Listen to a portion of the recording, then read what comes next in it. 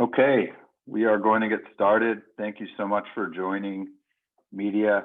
Some very, very exciting announcements in the reorganization of our basketball operations department, headlined by naming our head coach Derek Fisher, also the general manager of the LA Sparks. So we really thank you for making the time today to speak with him. And without further ado, I'll turn it over to Derek to give a brief opening statement, and then we will get to questions. Just like in the season, if you do have a question, please use the raised hand function, and I will call on people from there. This will be recorded and sent out. Thank you. Okay, thanks, Eli. I'll try to be as brief as you, which is sometimes challenging for me, man. But thank you, everyone, for taking the time this morning or afternoon, if you're on the East Coast. Really, appreciate just considering where we are right now. In the country and around the world with COVID and the pandemic, and what has been a challenging year in a lot of ways. Like to take a couple minutes to talk about women's basketball and changes within an organization. While I'm very excited and happy to be a part of this, trying to keep it all in perspective that there are much bigger things and more pressing things going on in our lives. So hope all of your families are remaining as healthy and as safe as possible. And just look forward to working with you all as we push forward and hopefully get to better days, with this pandemic. And so as we move forward, so thank you, but also want to make sure that I take a quick second as well to thank our ownership group, specifically Eric Holloman, for this opportunity to continue on this journey that we've embarked on the last couple of years. Eric has been tremendous to work with, and the opportunity to be the head coach of this team the last couple of years, and now these additional duties as general manager. I'm really thankful and excited to move forward in this way, and look forward to working closely with our ownership group and Eric in particular. This past year for us as a team and as an organization, Eric, myself, Michael Fisher, we've been doing a lot of work behind the scenes and, having a ton of conversations, at the end of the 2019 season, at the start of how 2020, and preparing to go into the bubble and while we were there. And then since our season ended, and just really discussing where we are as an organization, where we want to go. And we realized that, this announcement is really just the beginning still, an early stage of what we hope to be just a restructuring and reorganization of how we do things and the culture that we want to create. And it's been a process. It'll be an ongoing process. But we're hopeful that, we can really start to move in the direction that we see ourselves being able to as we go forward. In that now, by getting to this place where we can formally announce the reorganization, provide a little bit more clarity on, the roles and the positions that we'll each hold, it'll help us internally to be more effective, and also provide some clarity externally for folks that, may have questions or wonder how we're trying to address, the different priorities that we need to as a team. Eric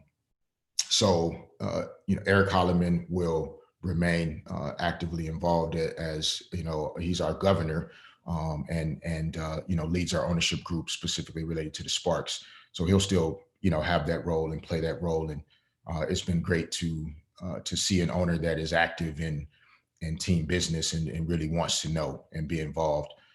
So he'll still be our governor, but he now will be named as CEO of our team, and he'll oversee all aspects of what we do in terms of business and basketball.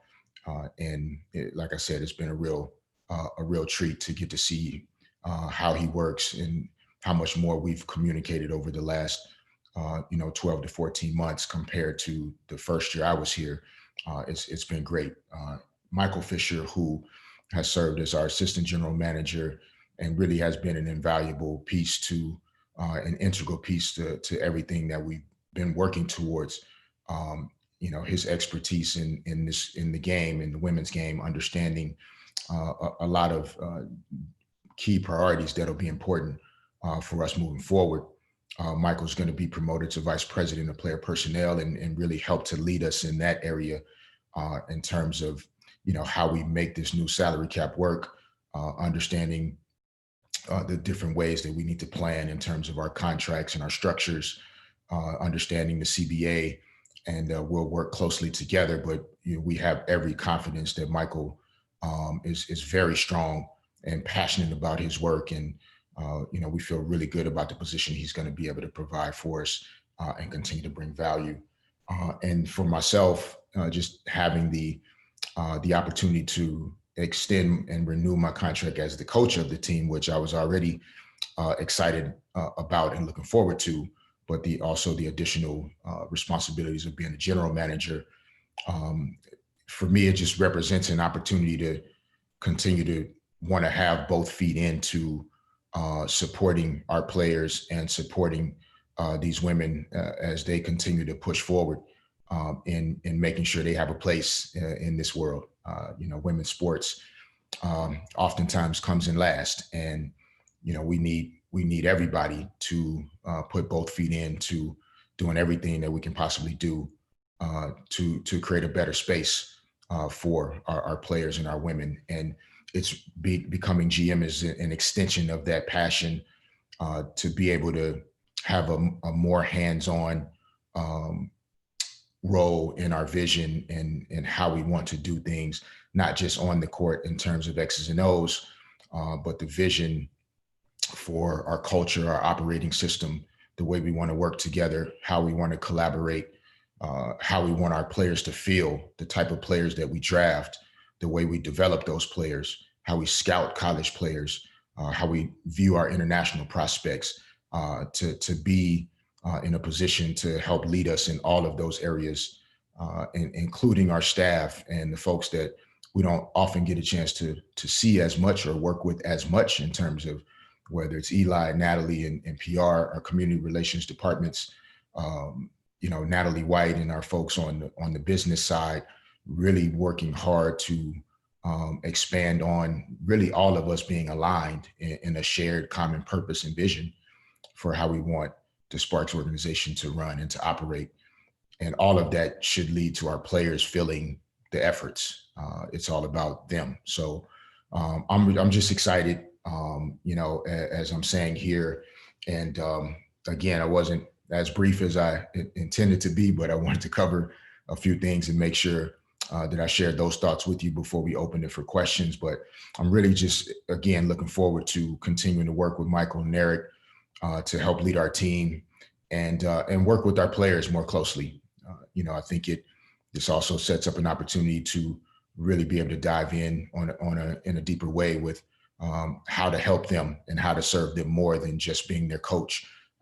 It is even more so my job to make sure our players are feeling like being here with the Sparks allows them to become as close as possible to the best versions of who they are as women and as players. And so that's part of our vision as well. So from there, I'll turn it back over to you, Eli, and we can open it for questions, and hopefully we can answer as many and make sure you get what you need here today. So thanks again for taking the time.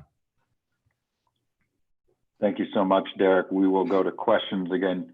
Please use the raise hand function to get into the queue. We will start with Dorothy Gentry with the New York Times.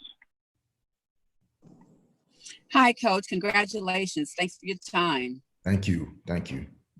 How much of a priority is it for you to retain the core of Nneka and Candace and Chelsea? With like 9 players up for new contracts next season. So how much of a priority is it for you to retain that? Yes, ma'am. It is very much a priority for us to retain, not just that core in terms of their performance and what they've put out on the court, prior to the time that I got here, having the championship history that they have together. But even over the last couple of years, getting to know them more closely personally as women and who they are, beyond just basketball, the leadership qualities, the character, the integrity that they each hold. It is vital that we find a way to make it work. They're free agents, so ultimately it's their choice. We won't be able to force them to do anything. Our goal should be to be able to have the type of conversations and communication with them that would provide a level of clarity of what our vision is for their time here and how we see this being the best place for Candace specifically, to finish her career playing for the Sparks and only the Sparks, being able to win more championships. And then for Nneka and Chelsea, as they move into this next phase of their careers and their lives, being able to expand upon the great legacy that they've already built and left in this game, but expand and expound upon that even more here in LA. So, those are our top 3 priorities, and we got a bunch of other priorities as well to try and, retain the consistency and just that corporate knowledge that we feel would be important to compete for championships again over the next few years. We'll go to Brady Klopfer with SB Nation. Hey, Coach. Congratulations. Happy holidays. Thank you. You too.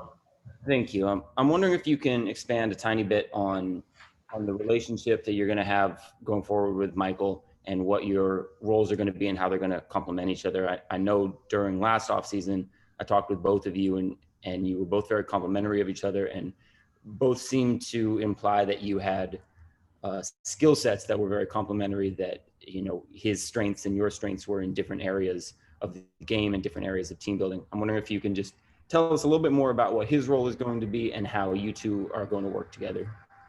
Yeah, I mean, to be honest with you, Brady, it won't change very much from the description that you gave. We really view this as a collaborative effort, and we believe, similar to what many businesses and organizations are approaching things with, that the walls and the titles and the desks are they're figures, they're symbols for certain things, but in reality, we're all going to work together to be successful. And so we're still going to rely heavily on Michael's skill sets, the strengths that he brings to our group, and combine those and again complement each other. The leadership that Eric holds as well in those conversations in terms of how we want to build our team, the type of players we want to draft. Michael has a very specific and keen eye and knowledge for those things, just due to his history and the work that he's put in. We're not going to value that less, because of titles. If anything, we're going to show even more value for that. And so we're going to still work very closely together. To be honest with you as well, I think it'll take us some time to find what works best, right? Like I think we all bring great things to the group and to this team. And ultimately, we need to agree to do what works best for our players, right? Whatever process, whatever systems, deciding who will have the ability to make decisions. We need to all work together to figure that out more clearly as we spend more time here. But it won't change very much in terms of us working to complement each other and do the best we can for the group. We've spoken ad nauseum for hours over the last couple of months as we've been getting to this point.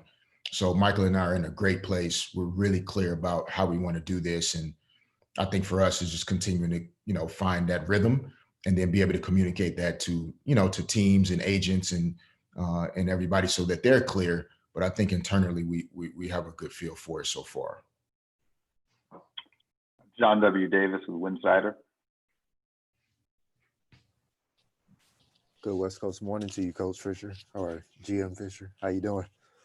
Good, John. I'm good, man. How are you? Good. I had to get both of those in there. So I've been doing my own, I guess you call back of the napkin calculations where I try to, run down this this salary cap with the restrictions that are set by the league and the types of salaries that different players, you know, could earn and then might have to end up earning if they play on this team. How do you go about that? I mean, have you literally like taken out a piece of paper and said like, oh, maybe this person gets this much, this person gets that much, or how do you go about processing this? Because I mean, I think if we had the ability to, a lot of players would probably be getting max contracts on your team. Yeah, no, it's a great question. We for sure, in terms of our scenario planning for different versions of our roster, based on who we can partner with in terms of players that will re-sign at different amounts in terms of salary, and what that will allow us to do in terms of putting a team together to compete for championships. That's a part of the process. The new salary cap structure in terms of not just the total number in terms of the salary cap increasing slightly, I think a little over 30%, but player salaries have increased as much as 75 or 80%.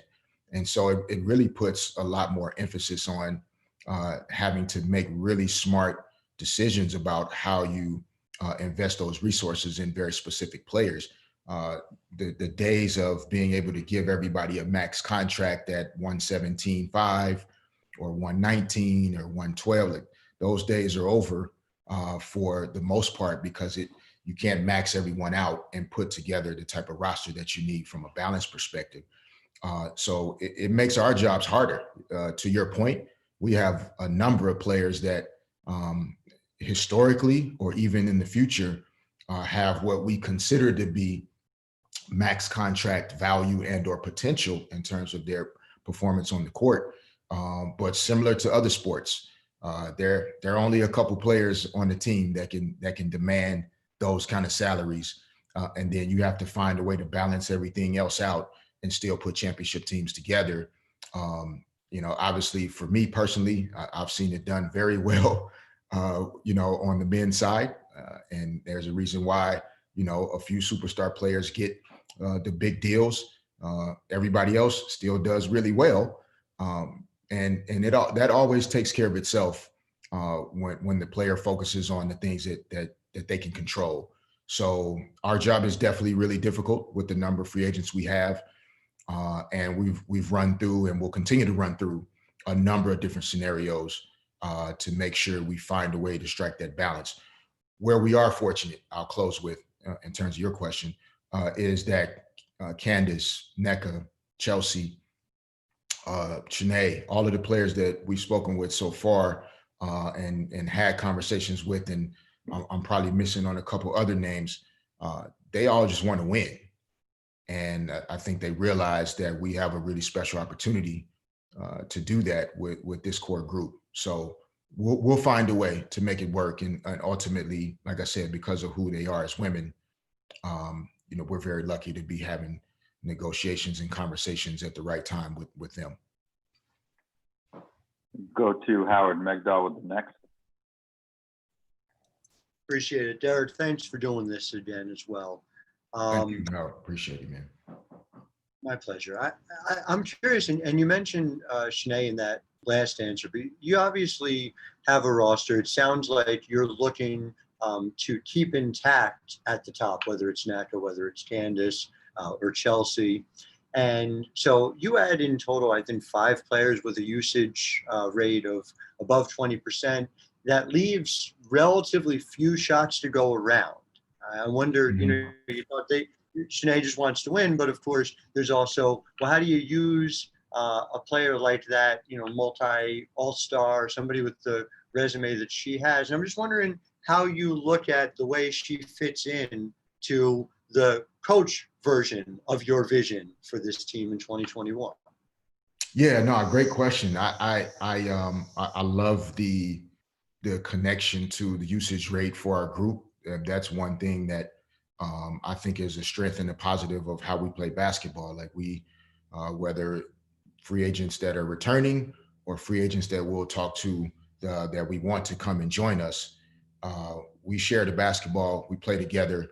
All 5 players on the court are going to have a chance to eat and be successful. And that's what we want. And even for players that are coming off of the bench, for young players that have, gotten a chance to find out more of who they are in Sydney Weiss and Ted Cooper this past year and Christina Nigwe.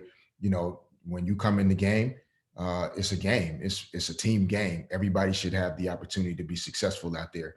So we view that as a strength. And as far as I know, our players really enjoy playing that way. Specifically to Chiney, I think because of she enjoys playing the game. She's a high energy player. She plays with passion. Defense is what she loves first.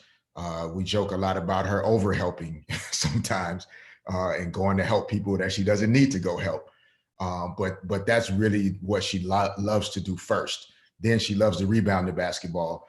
And then from there, she's always played with great players. She came from a great program at Stanford. And obviously Tara Vanderveer, who congratulations to her on becoming #1 all-time in wins in NCAA women's history. Chiney's come from a program that is rich in balance and teamwork and everybody working together, and that usage rate being somewhat equal, even though you will have, star players for the most part, which she and Nneka were in some ways at Stanford. So I think Chiney fits in, still perfectly well, as do a number of players in terms of the balance that we like to play the game with, and that we don't necessarily have to try and manipulate or manufacture or convince somebody that if you come to LA, we're going to pass the ball to you. You're not going to have to stress over shots because you're on the team with Candace Parker or Nneka Ogwumike or Chelsea Gray. Like, the way we play basketball, everybody gets a chance to be successful, and the numbers bear that out. We're not just going to tell somebody that because we're trying to sign them. If they go check the numbers, like you just said, they'll see that this is equal opportunity as long as you put the work in and you show us that you deserve to be out there and taking advantage of those opportunities. Sabrina Merchant, SB Nation. Hey, Derek, congratulations. Good to see you. Hope everything's well. Thanks, Sabrina. You too. I'm just curious, what the learning process has been like in terms of becoming the GM. What have you had to, study? How have you done the preparation? And has it been helpful at all to lean on potentially Nneka and Chiney, since they were so instrumental in drawing up the new CBA? Yeah, no, I'm a team guy, so I've always relied on, my teammates to, create or build any success that I've individually had. So, our team, in terms of Michael, in terms of Eric, Nneka is obviously president of the Players Association and Chiney, et cetera, but also my own history as president of the Players Association on the men's side. A lot of familiarity with collective bargaining agreements, how they're negotiated, some of the key aspects and provisions of them. Different on the women's side for sure, but the book is just as thick. I could promise you that, in terms of the amount of language and things that exist there. But I am not speaking or implying in any way that I know it all better than somebody else, but I do feel pretty confident and comfortable with where I stand now, and I'm always going to take a learning and beginner's mindset to different challenges and different opportunities, and that's the way I'll approach this. So I think also speeding up that ramp a little more over the last 12 to 14 months.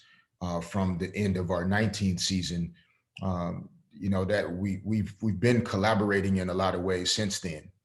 We had to come together as a group and as a family, after significant change. So, this process has been kind of taking place over the last year, and now we've just formalized it in a way that we hope will make us even more effective. We'll go over to Brendan Clean with Forbes.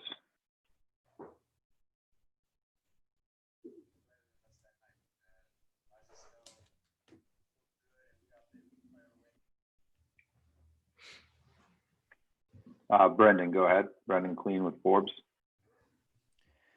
Sorry about that, Coach. On two Zooms here, you know how it is these days. I'm just curious to hear from you along the lines of Sabrina's question. Just kind of as you think back to when you first made the transition into the WNBA, I'm curious kind of what's on your mind right now as you take another step forward in your career in this league, as to maybe, is this what you expected might be what your path looked like? You know, what are some of the things that you've learned and absorbed over your time in this league that obviously, you know, you're committing even more to it now, right? So I'm just kind of curious where your mind's at in terms of some of that stuff as you now kind of make a step forward, like I said. Yeah, no, I appreciate it, Brendan. I did not come in thinking or assuming this is where we would be, you know, after a couple years together. You know, the opportunity to first become the head coach of the Sparks, like I really excited, intentional about it.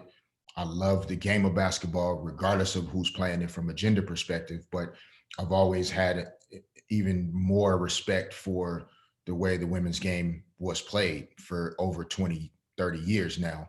I grew up watching it, had an appreciation for it always. I was telling my wife a couple weeks ago, we were watching South Carolina, and I told her I had a Don Staley poster on my wall when I was younger. And that's just how much I've, you know, had an appreciation for it. As a guy that was never the tallest or longest guy on the team, I always had to approach the game from a very strategic and fundamental way. And I had to find angles and ways of doing things to be able to compete with folks that were maybe taller, longer, more athletic. So when I was younger, when I watched the women's game, I saw them approaching the game more along the lines of the way I played it than I did watching sometimes college and NBA players on the men's side. I knew I wasn't going to be able to do what I saw Magic or Michael Jordan doing. So a lot of times I would see myself in players like Don Staley more so than Magic Johnson. And so to bring all of that to now, like I did not see myself going from becoming the coach of the Sparks to now becoming the general manager and head coach of the Sparks. What I believe has made it something that I really want to do and am excited about doing is taking the love I've had for the WNBA and the women's game as a fan, becoming a coach and being a part of the WNBA over the last 2 years. I feel like I've seen and felt how important it is for us to not just talk about what we should be doing for women. This is what we should consider. We all should be investing more in women. We should put women's TV women's sports on TV more, et cetera, et cetera. We need to roll our sleeves up and actually get in there and do it. So it makes no sense for me or anybody else to complain about what we should be doing, right? Let's actually do it. And I believe that this presents an opportunity to expand upon a love and a passion that I've had for the women's game for a long time. And being in this position, I can get even more involved and be as positively impactful as possible for our players, for our organization, for the WNBA as a whole. And I just think that's a special opportunity that at this time I didn't want to pass up. The ages where I have an 18-year-old daughter, I have a 14-year-old daughter. This has obviously been a tough year with the loss of Kobe and Gianna and Peyton Chester and Alyssa Altobelli. And there's a reason why the WNBA has exploded this year because a lot of people are finally starting to realize what we should have realized a long time ago. It's actually a pretty cool game. So all of that to say, like, I didn't see this 2 years ago, but I'm really thankful and excited to see it and be a part of it now. And again, hope that I can be a positive addition to this league and to our team. Time for just a few more. We'll go to Kari Jones Jr. with the LA Sentinel. Hey, how you doing, Derek? Congrats on your new position. Can you speak on just how you want to impact the team's culture and them outside of beyond the court? Yes, no, that's a great question. I think we oftentimes think of sports teams, in terms of just on the field or just in competition, the X's and O's aspects, et cetera. But as we've seen in I think in business and a lot of the great companies that get the credit for top companies to work for, that especially right now with the market being up and down and all of these IPOs and all these different terms that get thrown around, the great companies, they stand out for more reasons than their stock price. They have great reputations for the little things that they've considered over the years, right? In terms of businesses that are intentional about maternity leave for women leaders, making sure that there's a level of diversity within their business and within their leadership, et cetera. Making sure that our players feel the value that we're trying to bring to them outside of just basketball. We're in the city of Los Angeles. We have some of the greatest companies. We're in one of the health and fitness capitals of the world in terms of sports performance and sports science.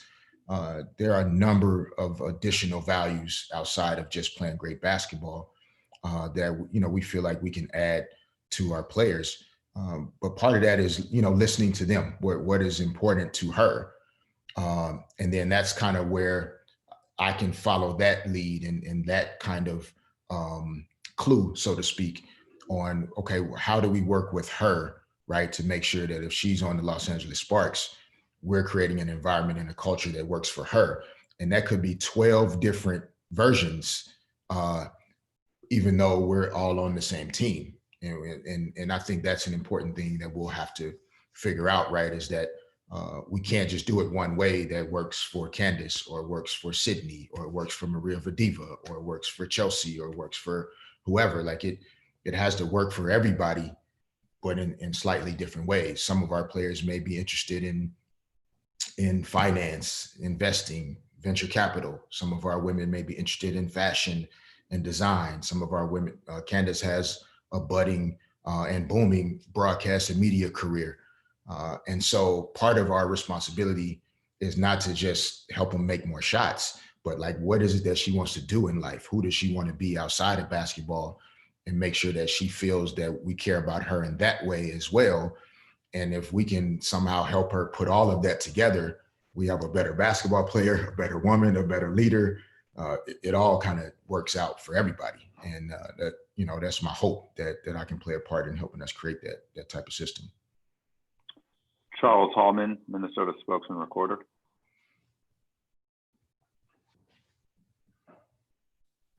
Good morning, Coach. How are you? Good morning to you as well, Charles. How are you? Doing fine. Happy holidays, and hope everything is safe with you and your family. Thank you. You as well. Thank you. You and James Wade are the only two Black men who are also coaches and general managers. You also, with Vicki Johnson, you now add 3 people who are coaches of color in the league that has majority of players are Black. I wonder if you can reflect on that. Also, just your role or your evolution from being a player to a coach to a general manager over the years. You talked about that a little bit earlier, but just, any more thoughts on that, just how you have evolved, especially in your last couple of years and coming into the league after being in the NBA? Yes, no, I do, as you're saying, like I think about it often, the great sense of responsibility that I have, and that I think, in some ways we all carry, whether we know it or not. I think as a Black man and as a person of color, there's a heightened sense of responsibility that we have when we earn and are presented with opportunities to be in these leadership positions at the highest level. And so I'm thankful to be in that conversation and a part of it. And as we reflect on it, I think as a community, I believe it's important for us to make sure that we are fighting for inclusion without necessarily excluding. And in the WNBA in particular, I know for myself as a man, I have to be really conscious of the fact that, you know, we're fighting for women. And as much as I want this opportunity, I also have a responsibility to make sure that a woman or a woman of color is also being afforded the opportunity to lead and be an executive and to be a head coach and to be the GM of a team. And so while I don't want to stand in the way of that, the best way for me to do that when this opportunity is now before me is to kill it, is to do well. Like as a young man of color, like you grow up knowing that your work product has to be twice as good or 3 times as good as your white counterpart or another friend or peer that isn't of color. That mentality has always been a part of the way I approach playing, the way I try to approach my job as a coach and now as a general manager. And that's not a negative thing. I believe anything that puts you in a position where you feel like you have to do better, you have to get the job done. That's what the greatest people have always felt about themselves and what they've created, you know, in the world. So I do think about that often. And you know, James, myself, Vicky, we're all very fortunate to be a part of this league. I think the WNBA and the NBA, to be quite frank, I think has always been a leader in terms of diversity and inclusion, but I think we're now pushing for more. And I think that's fine as well. I want to make sure I cover the second part of what you mentioned as well, in terms of the evolution.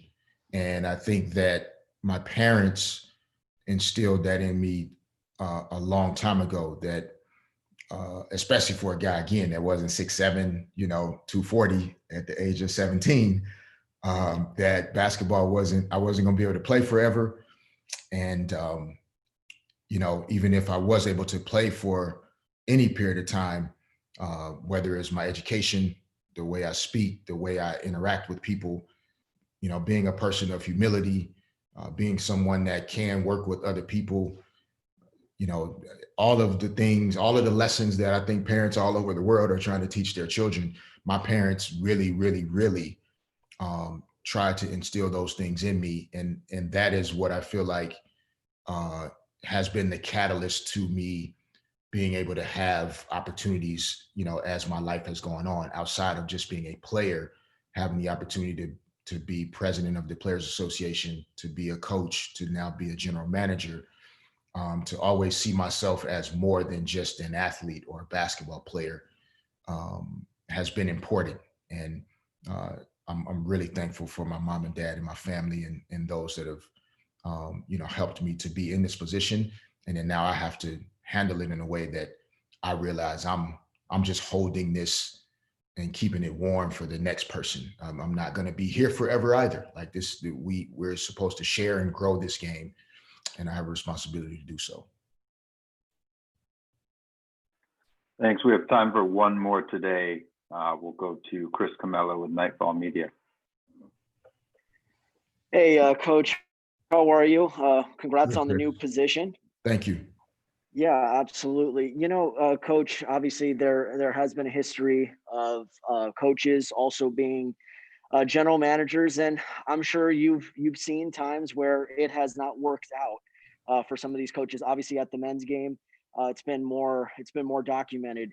So 2-part question. One, how do you learn from those, you know, those sort of shortcomings? Obviously, you know, it's hard to know what happened behind the scenes, and also, who do you look to for potential guidance in this now new position, this dual role, so to speak? Yeah, no, I think it's a good question, Chris. I do think there are some nuances and some differences between the men's and women's game that I think have allowed for this to be, on the women's side at least, more of a consistent approach to doing business, and that those people have still been able to be really, really successful. Like you said, on the men's side, without knowing the details, what really was going on internally, the way, ownership and management and everyone were choosing to work together on a daily basis. Like you said, it is more documented of it maybe not working out as well. And so I don't want to speculate necessarily too much because obviously it's not because people aren't smart and can't figure out, how to make things work. I can more so speak from experience, at least so far, on the women's side. Being able to observe over my first couple of years, it be done and handled very well and very smartly by, women like Cheryl Reeve in Minnesota, men like Mike Tebow in Washington, Kurt Miller in Connecticut. I think Bill Laimbeer has done a phenomenal job in Las Vegas, managing multiple responsibilities. And I think in some ways, due to, how much smaller and tighter we are on the women's side with the number of employees, the number of staff, the number of players. We don't have a G League and a developmental league. We're just not as vast in how many different things there are to manage. I believe that it's something that on the W side, people have been able to find success with it. James Wade has done a great job in Chicago these last couple of years. And so we'll see. I mean, things are cyclical. And so there could come a time where on the W, it's not as smart to approach it this way. But right now, while it is positioned in this manner, I think, it's my job to make the most of it and do the best job that I can. And then also call and ask those people questions about the successes and the mistakes that they've experienced and try to learn from those. And then also know that there are going to be mistakes and misses that I have in this job that are just a part of being in leadership positions. And I just have to be willing to learn from it, acknowledge it, admit it, continue to ask questions, continue to lean on the folks around me and do the best job I can humanly do, knowing that, it stops and begins and stops with me, but it's not just about me. And that's the way I'm going to try to approach it. Well, thank you so much, media, for joining us. We will send out a recording to today's press conference shortly. Thanks again, Derek. Congrats again on the new role as head coach and general manager. And I'm sure we'll be speaking with all of you very shortly. Thanks, everybody. Thanks, Eli. Appreciate it, man. Happy holidays to everyone. Thank you all. All right. Bye.